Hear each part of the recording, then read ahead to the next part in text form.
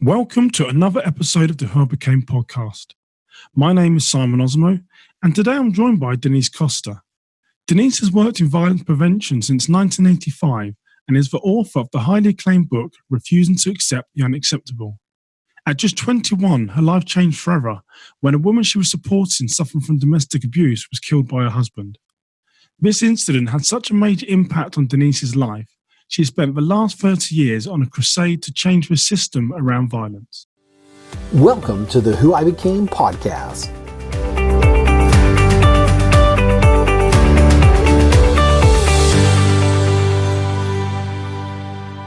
Well, welcome to another episode of the Who I Became podcast, and really excited today to be joined by Denise Koster. Denise, how are you doing today?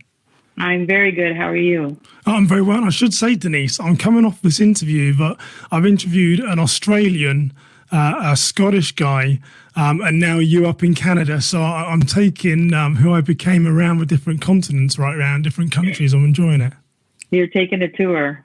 I am, yeah. Well, we're pleased for, thank you for joining me. And I should sort of start off with a bit of your bio and introductions to who you are. And, your background is all within sort of, it started off in elder abuse, but there's so much more about sort of vulnerability that covers that. And part of it is that, you've worked in the field of violence since 1985. So we should sort of start off there. And really your journey in and around sort of violence started with the tragic death of an elderly client. And that's sort of was one of the stepping stones that made you create Koster Consulting Associates in 1994. And your work has evolved from elder abuse and advocacy to training organisations around inappropriate behaviour by people in the workplace, to include identification, assessment, investigation of workplace bullying, harassment and elder abuse. And you hold so many industry certifications. I can't list them all. I was looking at your LinkedIn page and it was going down and down and get down. But some sort of big ones are you're a certified workplace violent threat specialist. You've attended the internationally known Gavin de Becker Threat Assessment Academy in California. And then prior to starting your own consulting company, you worked as a program director in community health, where you managed a multidisciplinary team of medical, nursing, and social service professionals. And also, you're the author of, those that are watching in video, you're author of the book, Refusing to Accept the Unacceptable. So, Denise Koster, thank you for joining me. Thank you very much. And now when you hear me go through all your resume there, does it sound like there's been a lot of time which has passed there, Denise? Well, a lot of time when I looked at the fact that it's 35 years, that I thought was an error. I thought it was a lot less, but then sometimes it feels like a lot more. But it's been an incredible journey over the last 35 years, starting in my 20s and working its way to, hopefully for the next 35 years. Well, and that's great, and I started off, I heard you on a podcast, and, this field is quite heavily male-dominated. You don't find too many females within this world, and maybe we can sort of get into a bit later as to why that is. And a lot of the things that you said fascinated me, and then, we spoke and you sent me your book and I read it, and I've just been, I must say, I'll sort of start off with an early plug about, your refusing to accept the unacceptable. For me is really, it just charts your 35-year journey, and I've got so much from reading it, and it's been one of those books I've been struggling to put down. It's really good that you can share your story. But maybe start off, Denise, just telling us a little bit about, what you do with your consulting company, and just, some of the things that you've done within sort of threat management and sort of working within sort of vulnerability and abuse. Well, my company began as working primarily in the area of elder abuse, in education, training. It then became working with people about how to deal with difficult and aggressive clients, because it's not just a one direction process when you're dealing with individuals. Not that abuse is ever acceptable, but individuals that were working in the workplace, particularly when I was working in long-term care facilities, hospitals, they would say to me, yes, we absolutely must treat the residents or patients with respect, but what about us? What about, the things that they have to deal with on a day-to-day basis, from being inappropriately touched, name-called, Racism then and racism now is alive and well, and what staff have to contend with is just completely unacceptable. So I started managing and dealing with situations that were not just, sort of staff to the public. It was then public towards the staff, dealing with combative behaviors, aggression, fell out of the area of just elder abuse and was dealing with clients and such. And that then has escalated into, the whole area of workplace violence, dealing with issues of either internal or external discrimination, harassment, bullying in the workplace. The education is still a component of my work, but now with technology, internet, that type of training, a lot of that is done internally. But a big focus on my work is workplace investigations, be it on patient-resident abuse or primarily now it's internal workplace bullying, either with by management towards staff, manager to manager. And then on top of that has been the sort of newest complement to my work has been becoming a certified threat assessment manager, which is really being able to assess threats either internally or externally and creating plans to manage that threat within the workplace. Yeah, I started off by saying that, you don't find too many women in sort of the threat assessment sort of world. And it can be sort of perceived to be like a sort of a male-dominated environment. I know when me and you spoke and I was doing some of the research for that, I don't know if your view has since sort of changed, but, what do you, when you look at your list of qualifications, I know that, you're a stereotypical sort of person I'd like to interview, that you have just incredible drive. Do you feel that part of your need to keep sort of working hard is also tied into, most of the people that you work alongside are men, and you've got to prove yourself? I'm going to see if your answer's changed, Denise, now from when we spoke. Oh, we'll see. I did actually say you made me think about that one. I think that my drive is innate. I think my drive was the drive that I was given, particularly by my father, that I could be and do anything, regardless if I was female or not. And I think that as I grew within my career, I think the more you know, the more you realize the less you know.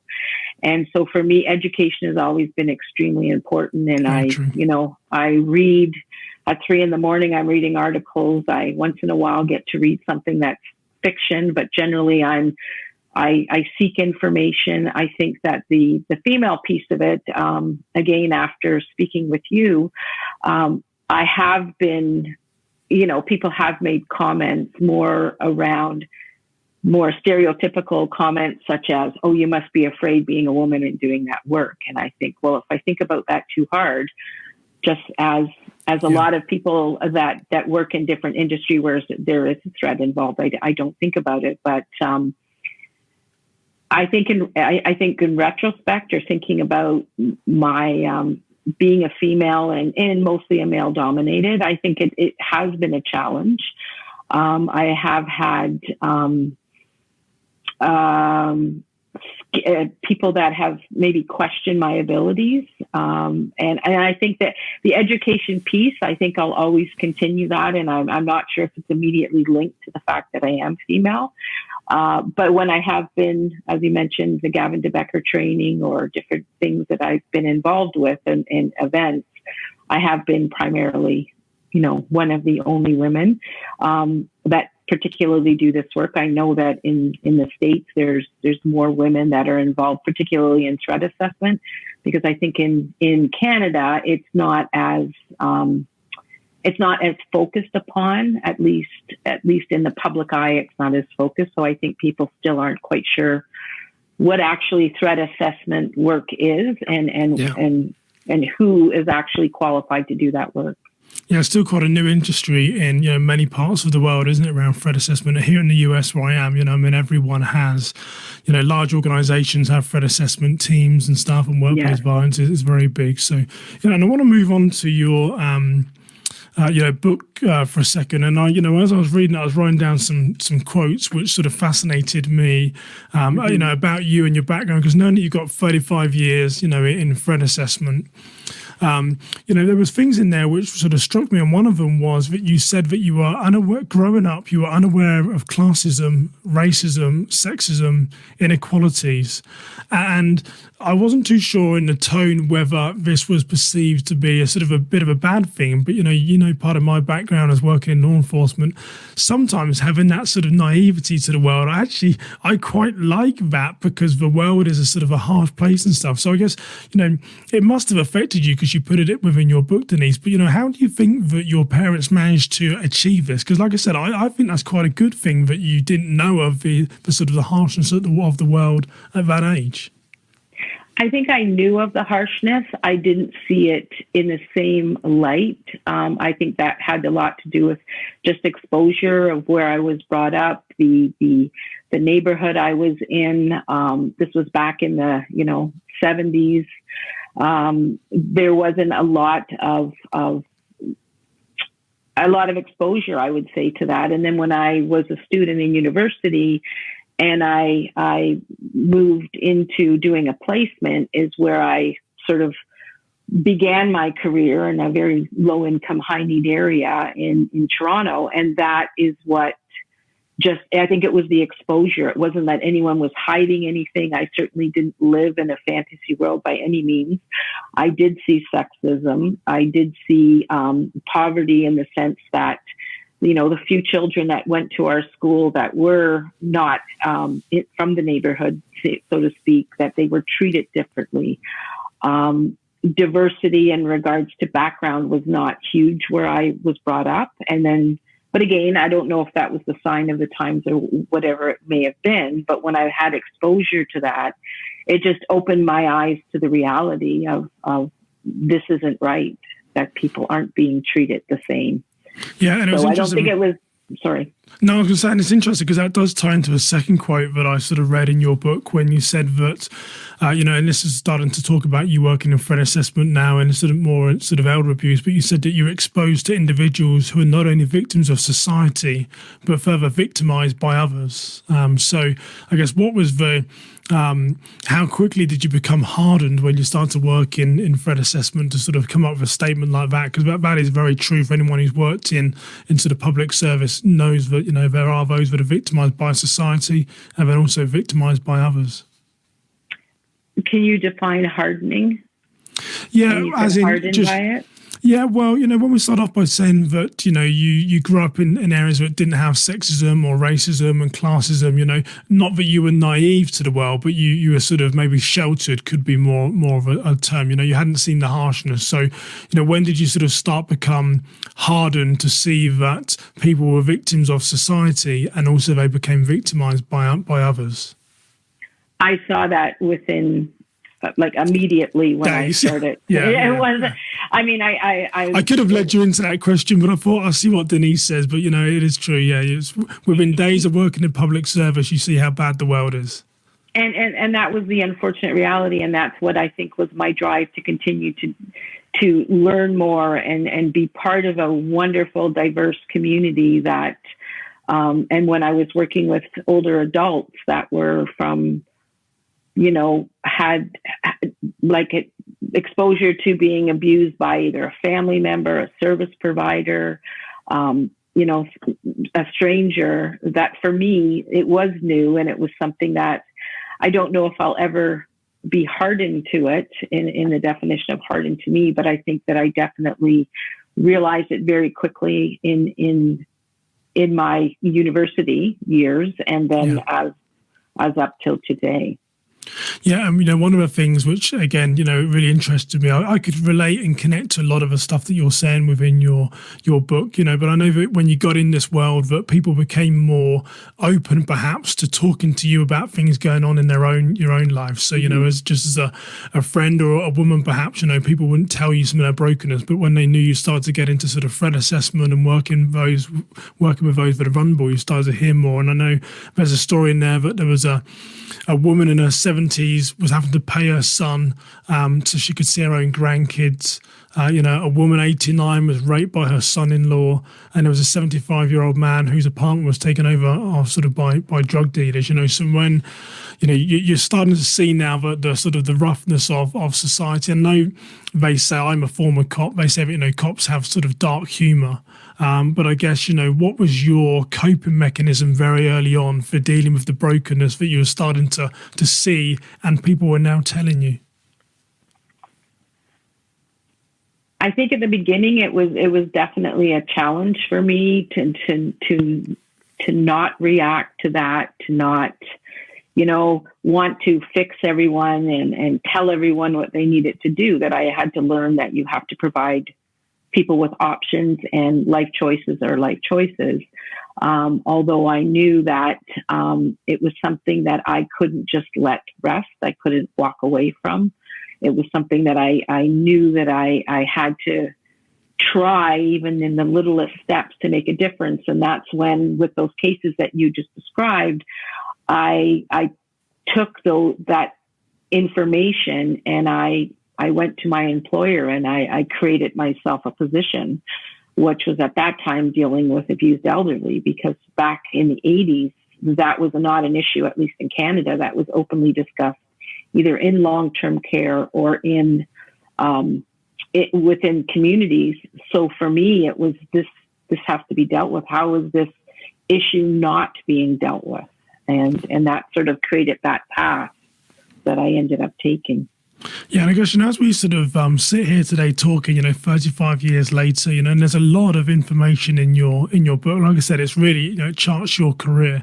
Is there anything that you hear now around sort of not just elder abuse, but around sort of mental or physical abuse that really shocks you, or do you sort of believe, that you've heard most things? I'm shocked every day. Yeah. I really am. I think that everybody says, oh, you must have heard everything. And just when I think I've heard everything, I get something else. I always tell people I don't wake up with this hair. This is after a few emails. So I was like, whoa, right? And the reality is that every case is different. I don't compare people, that one person's situation is worse than the other.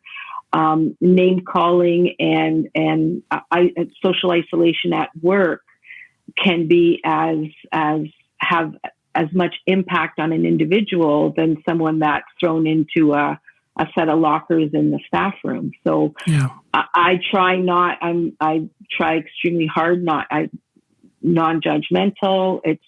It's people's stories, which, as I said in the book, it's not my story to tell, and it's not me to be able to say one situation is worse than the other. Although I've seen some terrible, terrible things and heard some terrible things, and I've lost clients that are people that I've worked with through taking their own lives. I've seen people that have had, either starting on their career, in the middle of their career, ending their career, that ended up with having mental health or physical health breakdowns because of how they're treated. So I think the day I'm not shocked is the day that I need to stop doing this work. And I think that let's call it the drive of shock is what, for me, unfortunately, is what sometimes makes people move towards trying to make a difference or making something stop. Yeah, but to me, every small incident is relevant to whoever's experiencing that. Yeah, and it's very true because, in these type of fields, particularly what you do in sort of threat assessment, you can't undo what you've seen. And the problem is, once you've seen it once, it becomes, it just becomes the norm. It is a challenge to sort of to look at the world again with that naivety. That's why I said when I read your book and you said that comment, I was like, that is a nice place to be. And I would like friends and family to try and remain in that sort of, maybe not a naive state, but just knowing that the world is a good place, because there's a lot of dragons out there that are trying to slay people. But it links in nicely then, Denise, to as a young 20-something, when you're going through your training, there was a significant incident that really sort of changed your path and trajectory, if you like, and that was the death of a woman called Norma. Do you want to share that story? Yes, Norma was a woman that I had met through my place of employment. My job was to go and assess the health and social needs of seniors in the community.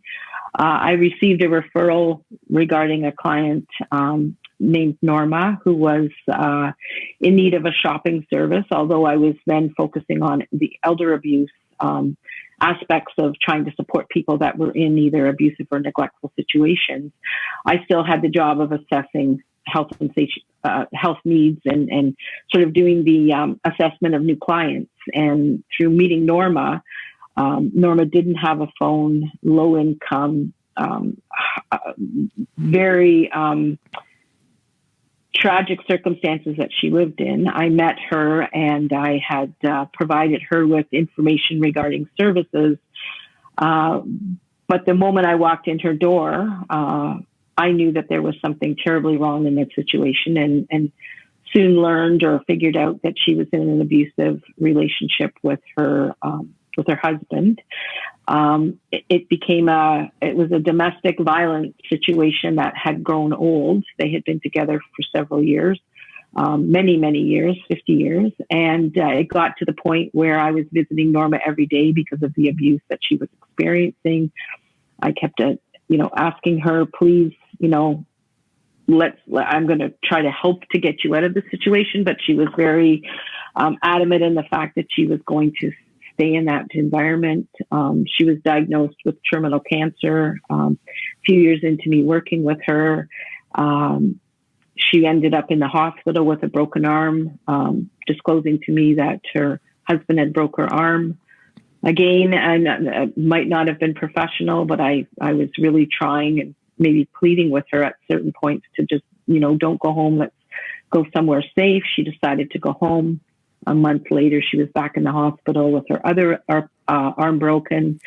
Ultimately, she decided that she wanted to go to long-term care. She wanted to die in peace, being terminally ill. She wanted her husband to be accountable for years of abuse.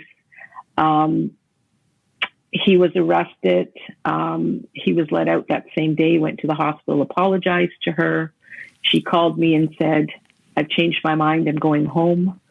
Dropped the charges. And back then, that was the situation that still existed.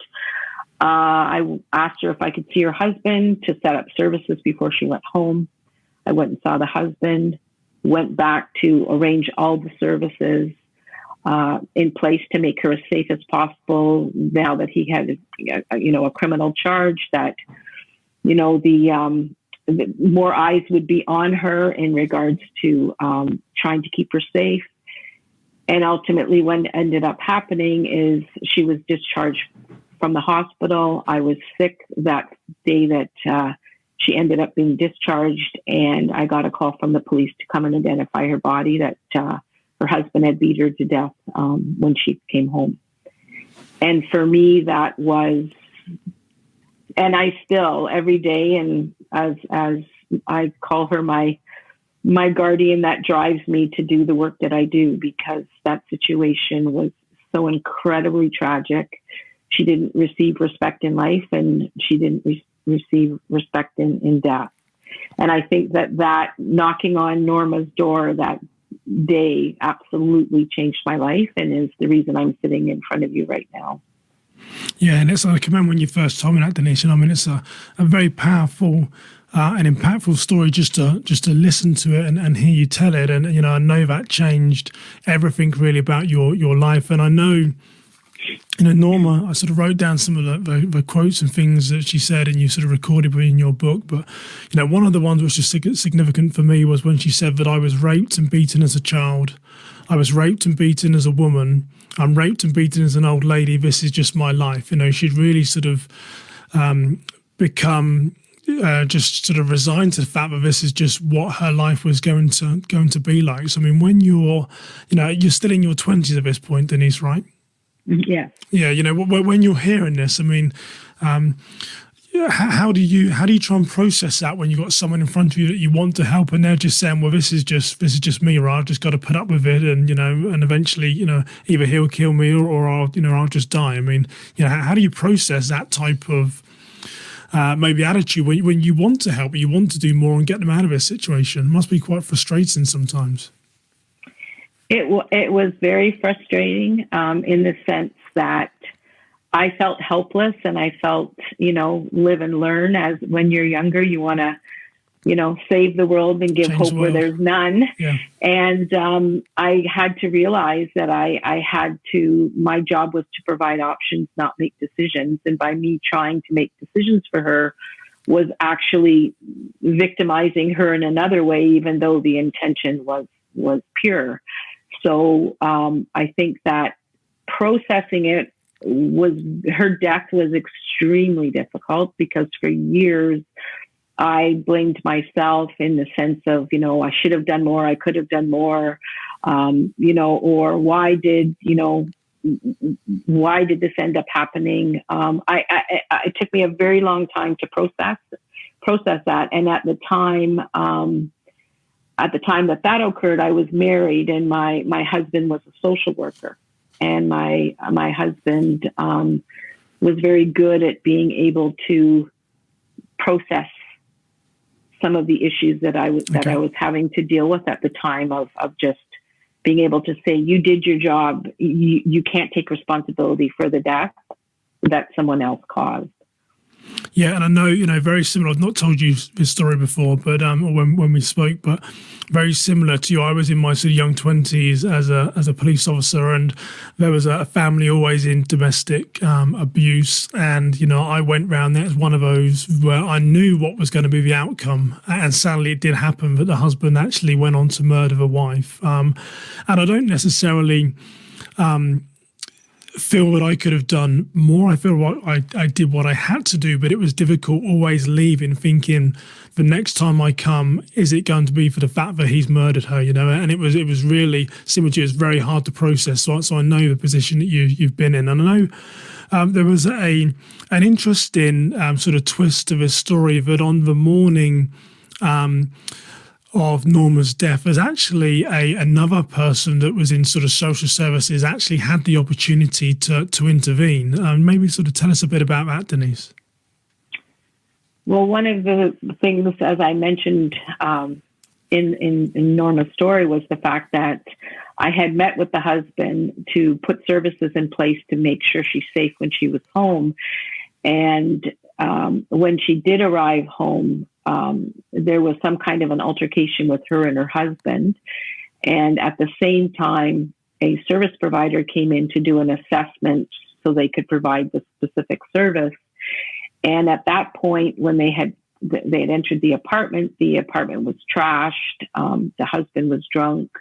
There was food and thrown all over the place. The furniture was turned over, and the person ended up leaving, saying, again, this is what I'm hearing after the fact, that they came at a bad time. And although I had disclosed the situation of Norma in regards to, the background of, and because it was risk also for another worker to go in there. Yeah. And the fact that the worker didn't call the police first because of the situation, call myself, call the housing authority and say something's terribly wrong here. They didn't arrive. They didn't call. Norma was killed. And when they did arrive, Norma back with their supervisor, Norma was being removed from the apartment in a body bag. And that was one of the things that I couldn't comprehend, that somebody wouldn't have did the right thing. Just picking up a phone might have saved her life, and that didn't happen. And that's when I got very proactive in my advocacy work and said, I need to get a group of professionals around a table to say, why did this happen? This is not just happening to Norma. This is happening to probably at this dozens and dozens of people that I had met over the course of the time that I knew Norma. Probably well over 100 for certain, that had been elderly and experiencing abuse. And I couldn't, in my brain, put the pieces together to say, why is this being allowed to happen? And I also thought of the neighborhood that it had occurred in. Had it occurred in another neighborhood, it might have been the front page of a newspaper, but in Norma's situation, it was towards the back of the newspaper, and a very small article that said this woman was killed. Yeah, and it's, I mean, I could tell just by reading your book that it was of great significance to you. And you put an Albert Einstein quote in there that I'd not heard before, and it was, it's really profound. It said, "The world is a dangerous place, not because of those who do evil, but because of those who look on and do nothing."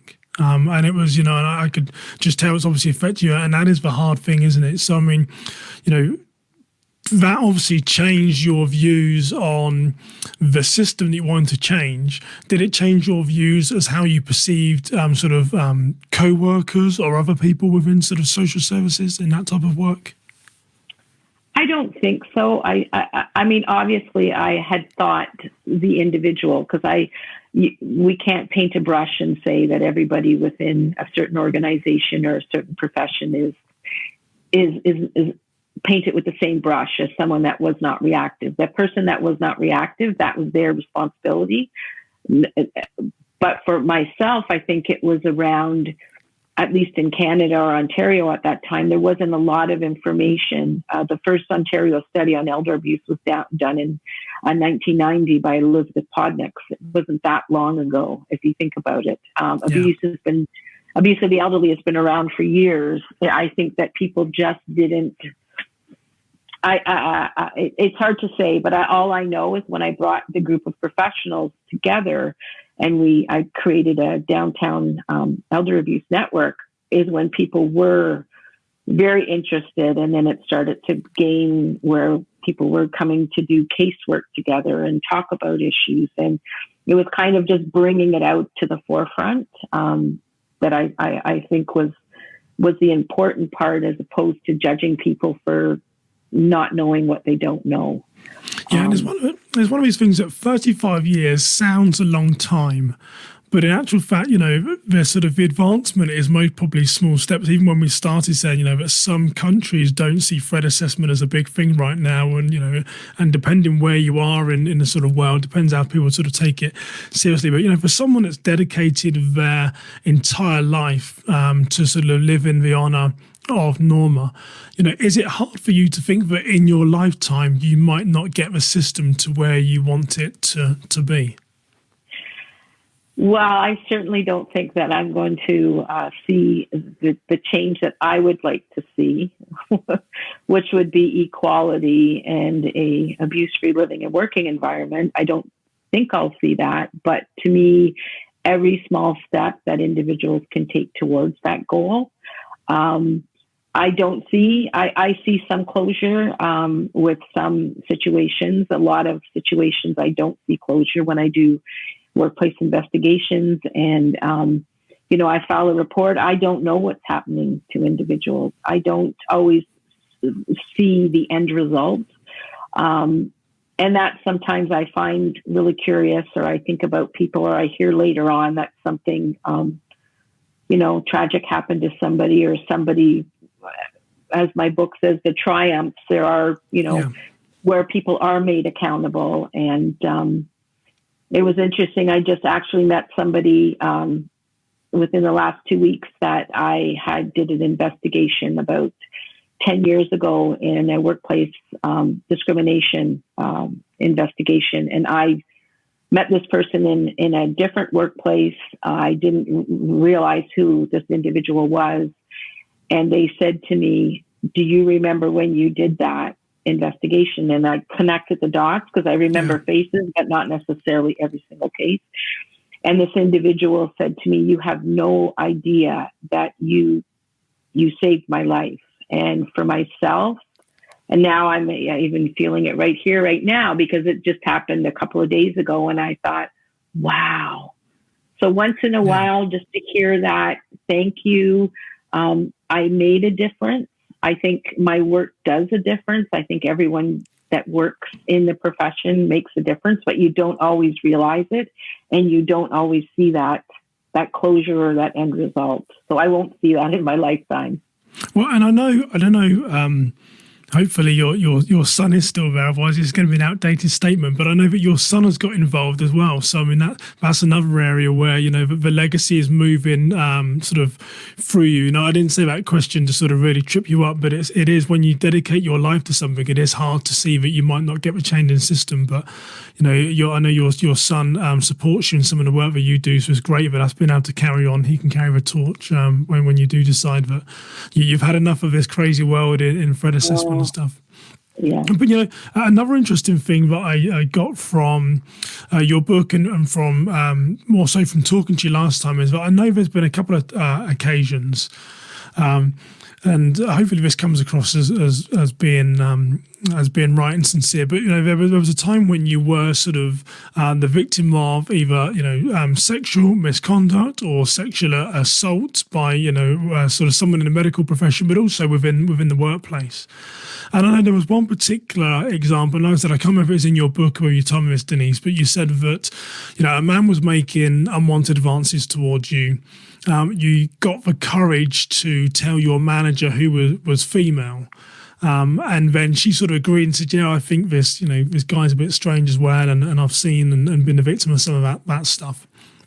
And then you made the comment saying, should we go to like the senior manager or the bigger boss? And then what the female said sort of almost shocked me, where she said, well, don't be so naive, Denise. Why would we do that? That's just the way it is. And the reason why I said that is, one, it's just a fascinating story surrounding that, that there has been a time when women have felt they couldn't speak up and do that with all the Me Too sort of movement. But then also it reminded me a bit about Norma when you were saying that, when Norma was saying, well, I was beaten as a child, I was raped as a woman, this is my life. Perhaps do you think we all have a bit of that defeatist attitude in us, Denise, that we've got to sort of snap out of, as in, well, it's too challenging, that's the way it is. A man can be inappropriate to a woman in the workplace, and there's nothing we're going to do, so why report it?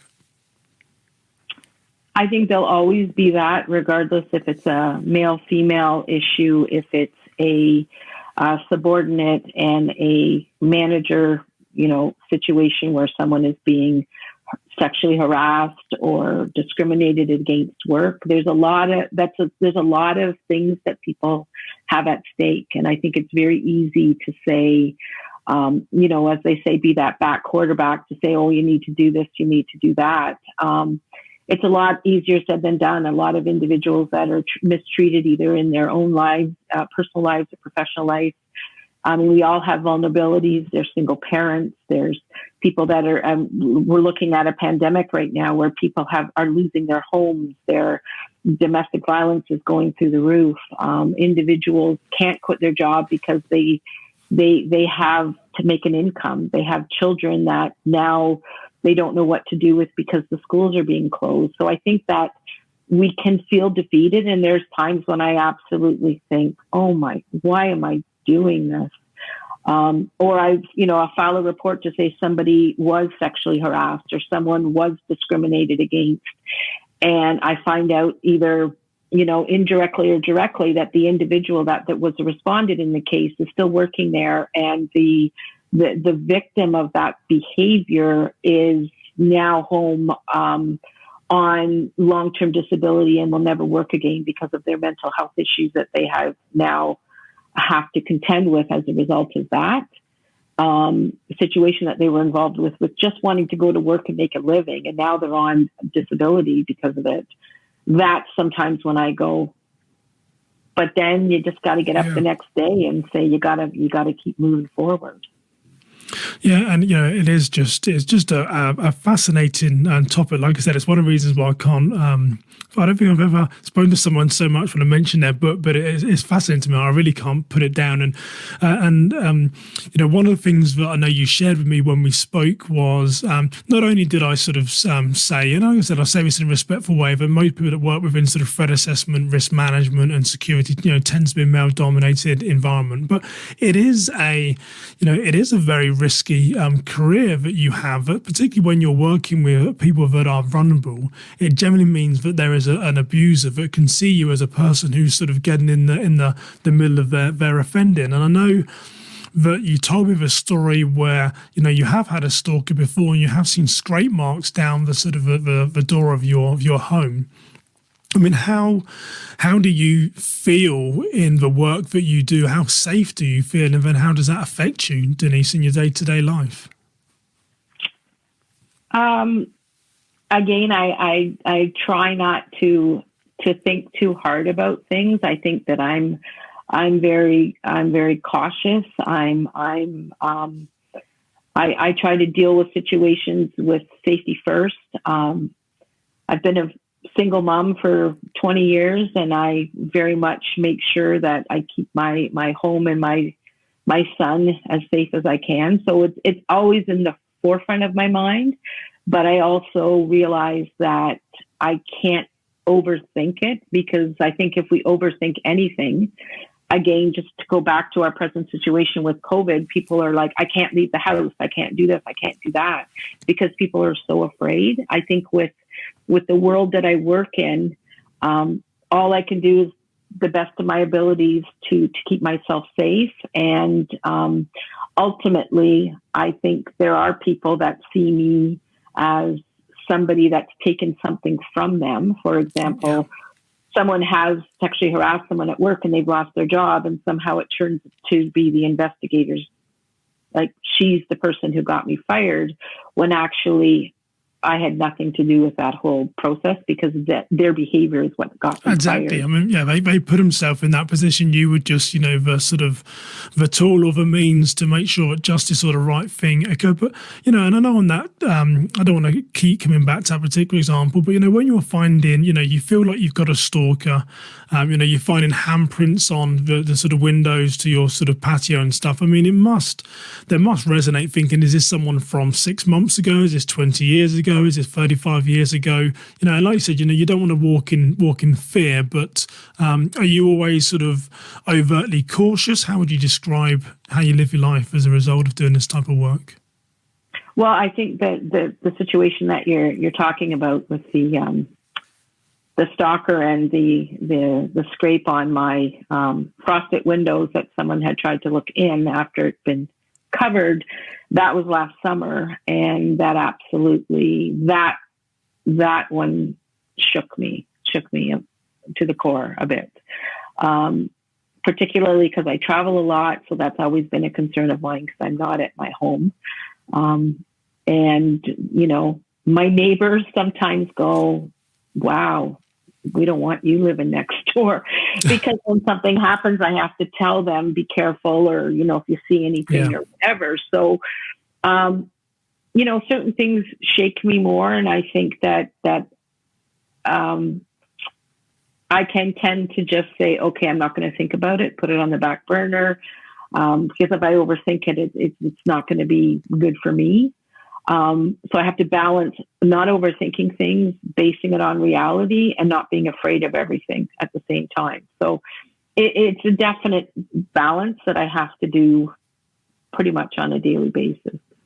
Yeah, and I don't know why your friend said this. I can't remember the context, but I know one of your friends once said to you, you told me this in conversation, that one of your friends said, Denise, when is this going to stop? And you said to me, you said to them, I can't stop. And they asked why. So I guess, why can't you stop the work that you do? Is it because there's just so many more people to save? Because your friends and family obviously see this as being quite dangerous work. Oh, I think it's that burn. It's that I can't even explain it. And like I said, it was the death of Norma that lit a fire inside of me that I can't put out. There are times when I'm like, I am so tired. I'm not sleeping. I'm working 24 hours a day. I'm driving from one end of the province to another in the same week. And I'm going, enough is enough, but I can't. And I don't even have an answer for that question. So when my friend said that, I think they meant around, me studying for courses and, me writing, for example, the certified threat manager. And I was like up for like 3 months and didn't sleep. And they're like, do you really need to do that? And I'm like, yeah, I kind of do. And again, it's not for that, competing with anybody. It's, I want to be the best that I can be and try to help as much as I can. And for me, knowledge is power. And when I can take that power and try to help or move something into a direction that's more positive. It's just who I am. I don't like, and I joke about, I'll be 90 years old and I'll be, getting driven around because I won't be able to see, but I'll be driving around.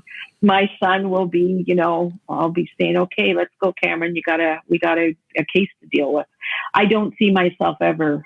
I balance it. I do try to do creative things in order to balance that. So I get some of that energy out through that. But no, I think that sometimes my friends and family just see me very tired or I'm stressed because I'm dealing with things that are big, although I keep most of it to myself because I have to. I think they mean that with the best intentions, but they also look at me and go, yeah, you'd last 2 weeks without doing what you do, because I get the impression you'd be like a caged lion if you weren't out there. I wouldn't be good. I wouldn't be safe for anybody. And it comes down to my earlier comment about, that there is no, how do you feel when you know that you're not going to be able to solve the world problem, but you just got to keep trying. And I can tell just by listening to you and reading your book and talking to you before is that, you'll just keep going until the last person you can say has been saved. So Denise, we started to sort of wrap up our time. What's one of the things that you want to be known for? So, Norma changed your life and you've dedicated your career to threat assessment. What do you want to be known for? I think I would want to know, for being a change agent, whatever the change may be. I think that I have had an impact in individuals, but I think I've had, impact in the world of elder abuse and in the world of occupational health and safety and just coming back to even the comment and I'm not saving people. They save themselves. If I can point people in the direction or just even be an ear, and that's as I said in my book, which is very much case related. My clients were my teachers. They're the ones that I don't know. I don't profess to know everything. Yes, I can, have credentials, but at the end of the day, I just want to be known as somebody that just tried to make a difference. And if I can, help young women to just say, you can do what you want. You do. You need to put your mind to it. I never thought in a million years I would be able to write a book, and I did. And I think that for me, it's having goals and pursuing those goals. And if I can be a role model to young people to do that work, particularly women, to get involved and to stand up for their rights, then I think I've done an okay job. I can at that point. It's great testimony, Denise. And even when I read your book, I'm a big quotes person. I like writing down these interesting things that I hear. And I'll just end on the last one with someone called Michelle Rosenthal. And I didn't know who she was before. I had to go away and research her. But you put within your book that Michelle Rosenthal says that survival mode is supposed to be a phase that helps you save your life. It's not meant to be how you live your life. And that was a really true thing. So Denise, what's the best way for people to buy your book, learn more about you? Where should they go?